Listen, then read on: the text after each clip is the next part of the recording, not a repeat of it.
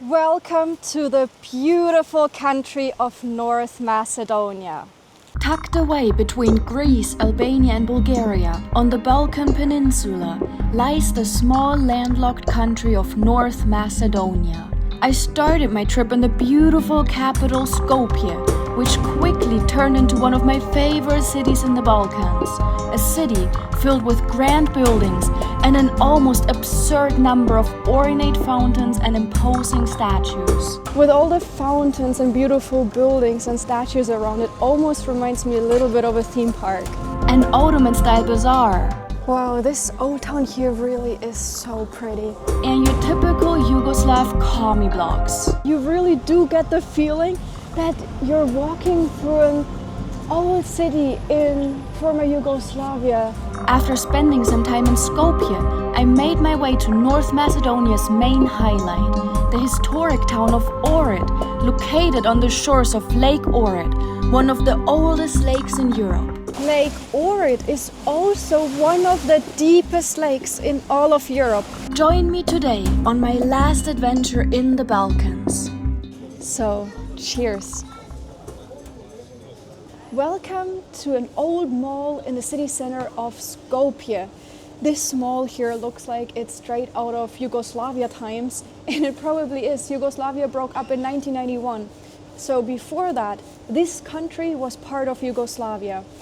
And I just went to an ATM here in the mall to get some cash out. Here we have some of the local currency. And as you can see, it is like really colorful. And look at this. They actually already have plastic money here in Macedonia. But now, enough of the local currency. I'm here in an old mall and let's find the exit.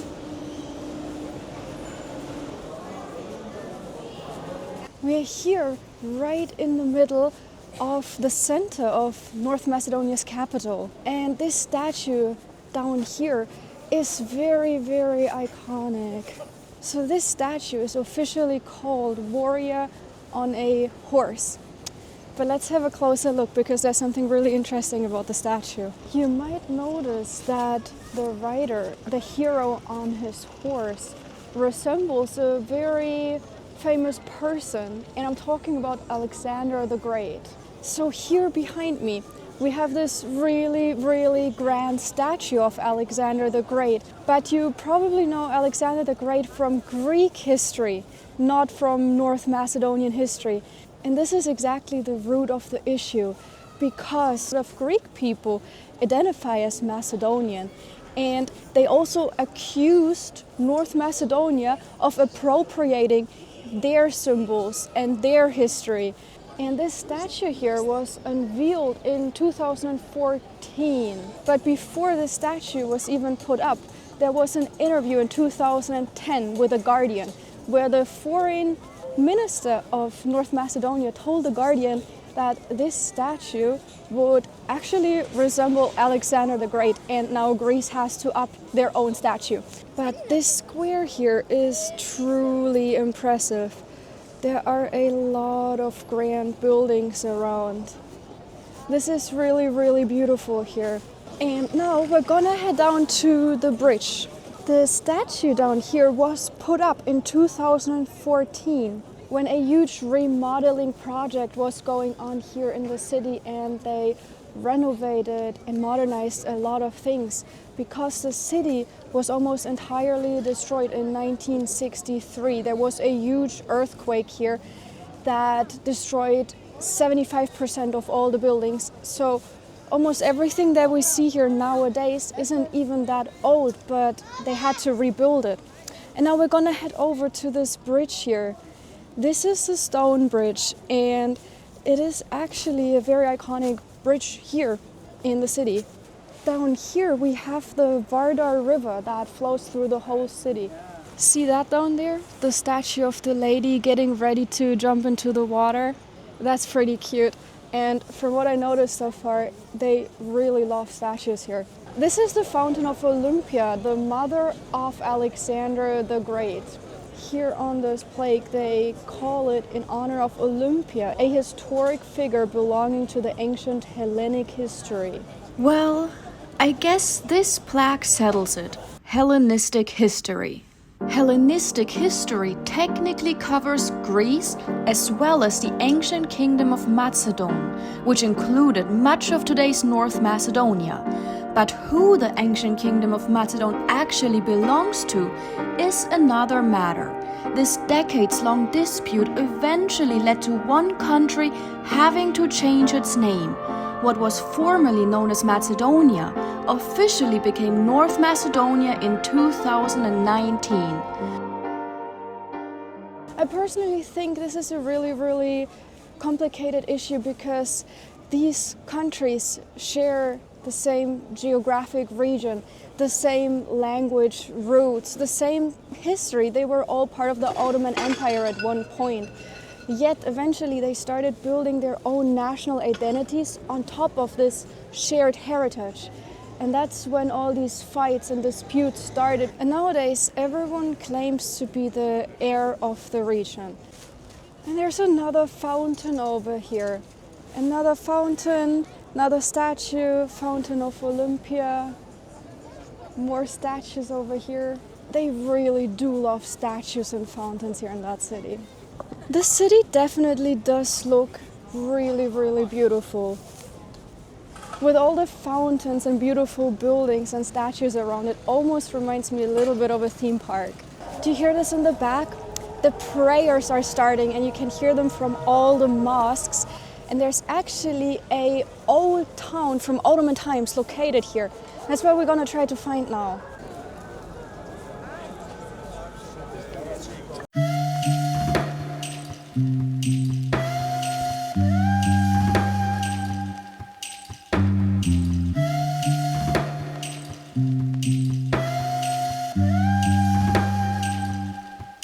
Oh, that's really cool. You can definitely find some Yugoslavia drip here.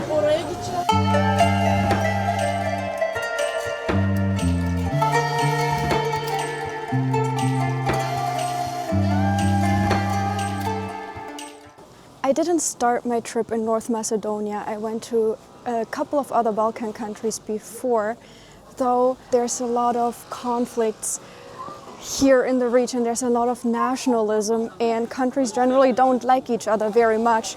That's why I collected a lot of currencies from Serbia and from Bosnia and Herzegovina, and I didn't want to exchange them anywhere else. But since North Macedonia is my last stop on this 2-month Balkan trip, I try my luck today and exchange my remaining currencies. So that was pretty lucky. I was able to exchange all my currencies and I even got some coins back. So that is what North Macedonian coins look like. We have a dog on the 1 dinar coin and a fish on the 2 dinar coin. Wow, this old town here really is so pretty. This is really cute with like all the grasses hanging across the road, all the small buildings and the lanterns. And I think honestly so far, even though 75% of the city has been rebuilt 60, 70 years ago, I think so far Skopje is one of the most beautiful cities in the Balkans that I've visited. Around the city there's also a lot of brutalist architecture left. Like down here, for example, we have these like massive concrete buildings and I really love this architecture, so let's have a closer look. Wow, I think this one here, you see like the broken windows up there? I think that one looks as if it's abandoned nowadays. This building here behind me used to be the old post office. I just translated that sign here because here in North Macedonia they actually use Cyrillic and that sign up there means post office. I think this part of the building is actually still in use nowadays. There's people working in there. Seeing the old post office here that's still partially in use but also partially abandoned like down here. That's just so interesting because that is what back then would have been believed to be a futuristic style in 1963 or after 1963 when all of that stuff was rebuilt after the earthquake. That is so interesting, I think. And there's also a lot of commie blocks around from Yugoslavia times. Right over here, all these apartment buildings here are built in a very communist style. Another thing I really like are these old street signs everywhere around the city. Because in parts of Skopje, you really do get the feeling that you're walking through an old city in former Yugoslavia. That is really cool. Like, I mean, I've never experienced that time, but even though I didn't, it makes me somewhat feel nostalgic. There's no wind right now, but up here we have a huge flagpole. And the thing is, North Macedonia didn't only had to change its name, but it also had to change its flag because Greece didn't want them to use the old symbol on their flag. And back then, when they still used their old flag, they were never allowed to raise it in the United Nations because of Greece. But in reality, we can still see the old flag hanging at some of the balconies here.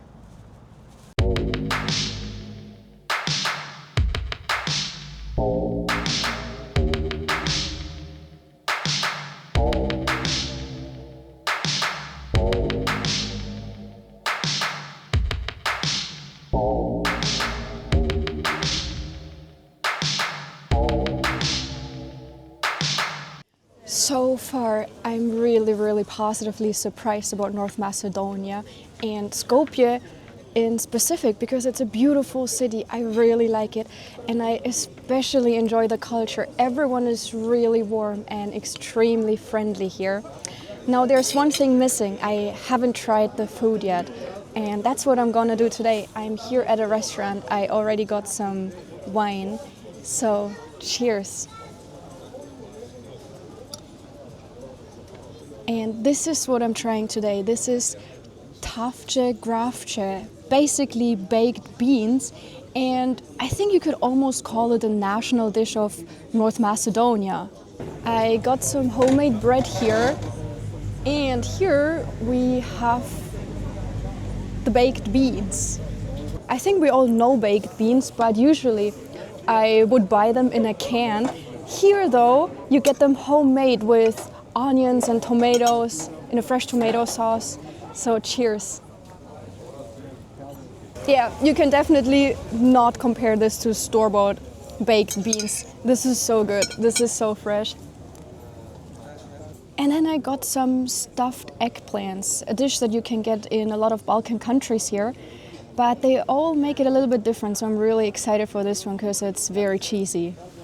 And then we have some stuffed eggplant. I think it's rather topped than stuffed. All the cheese here is on top. Really excited to try that. Cheers. This is so good. I think it's like feta cheese. It's very flavorful. It is a bit oily, but I love the cheese. They have so many cheeses here in the region, and I can definitely say the closer we get to Greece, the better the food gets. And for now, I'm gonna finish my food. And if you're curious about more of my adventures, I also have a Patreon on which I upload some more personal insights, so feel free to check it out. Good morning to the bus station in Skopje. There is one place here in North Macedonia where people say your trip to this country isn't complete if you don't go to this place. I'm talking about Lake Ohrid. And that's where we're gonna go today, and we're gonna take a bus to get there. Let's head into the bus station to get a ticket. Wow, that's still very empty here because it's Sunday morning, and I think the night ends late here in this country, so a lot of people are probably still asleep. So let's try and stand in line to get a ticket. I got my ticket and now we're gonna have to wait about an hour until the bus to Ohrid leaves. Soon after, I boarded the bus and left Skopje's bus station behind. The ride would take about 3 hours, passing through small villages and green meadows with snow-covered mountains towering in the distance. I finally arrived on the bus here in my beautiful apartment in Ohrid, and look at that view behind me. This is absolutely amazing. So here we are at the shores of Lake Ohrid, probably with the best view in the whole town. Well, I can't wait to explore the old town. Good morning to an absolutely beautiful day here in the town of Ohrid. And today we're gonna explore the town together. The sun is shining, and over there, right there, you can already see the water. I'm here right outside of my apartment in the old town. And look how cute that is, with all these like small alleyways. There's no cars here. And I think down there this way we can get to the shore of the lake. Oh my God, you can smell the water. You know, like the smell of this fresh water. A little bit fishy, but it's so fresh. So this here is Lake Ohrid. And all the way over there, the mountains, I think this is already in Albania, because 2/3 of the lake are here in North Macedonia, and 1/3 of the lake is already located over there in Albania. We already have middle of November.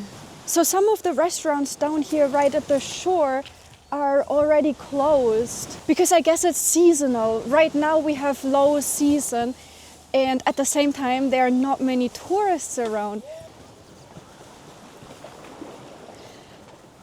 Look how beautiful that is. You can just walk along the cliffs over there to the other part of the town. Lake Ohrid is also one of the deepest lakes in all of Europe. It's around 300 meters deep, and it's estimated to be between 2 to 5 million years old. Wow, this is amazing here. This is so beautiful. And look how clear the water down here is. You can see crystal clear to the ground. That's beautiful. There are a lot of beaches around, so in summer, in high season, I think this is perfect to just go for a swim in this crystal clear water. Now we're leaving the boardwalk and entering the old town. There are also a lot of churches around in this town. And according to legend, there used to be 365 churches here in the town of Ohrid. One church for every day of the year. Because back then, Ohrid was a big religious and cultural hub. There were lots of monasteries here. Back then, probably these streets were filled with monks. So that's why there used to be this many churches here, at least according to legend. Of course, nowadays we don't have as many churches anymore, but like this one here behind me, some still remain.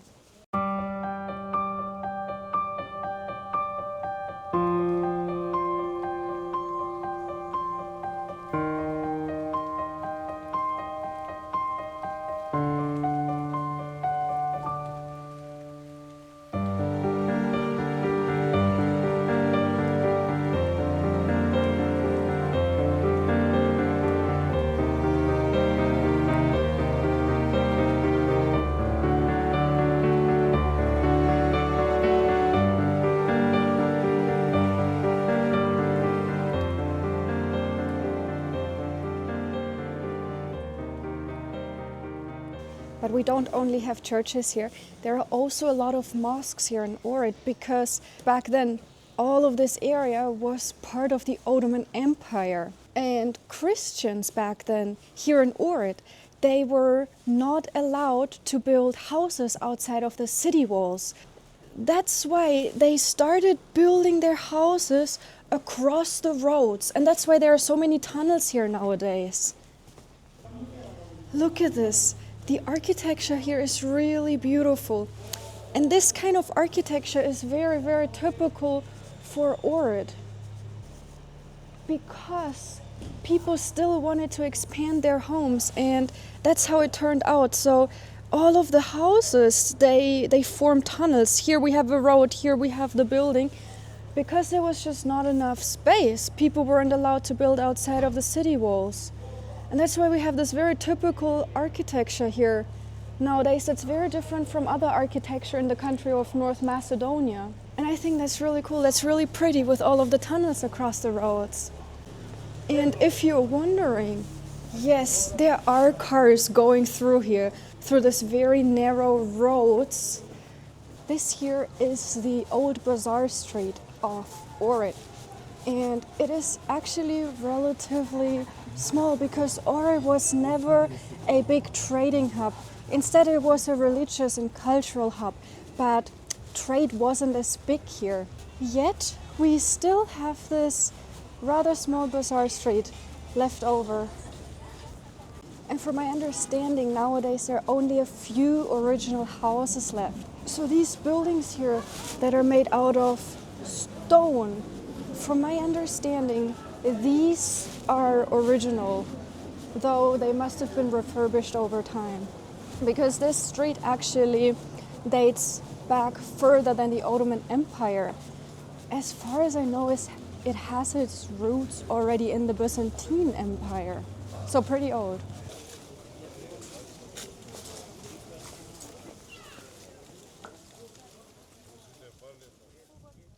It got pretty windy. I'm a little bit outside the old town now because I saw there are some viewpoints around. So let's see if we can find that.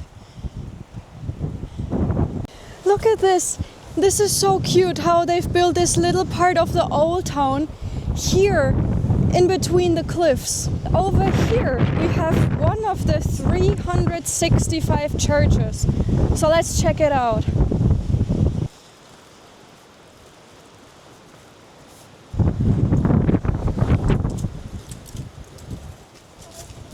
It is extremely windy over here, but it is amazing. Look at this view. This is amazing. This is absolutely amazing.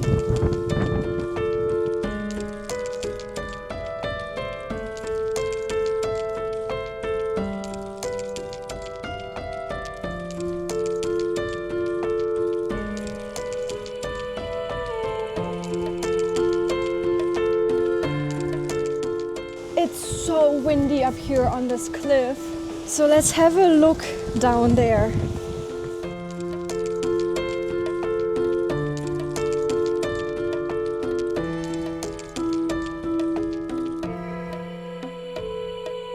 I am back here on my beautiful balcony of my apartment, and tomorrow is my last day here. This past 1.5 months through the Balkans was quite exhausting.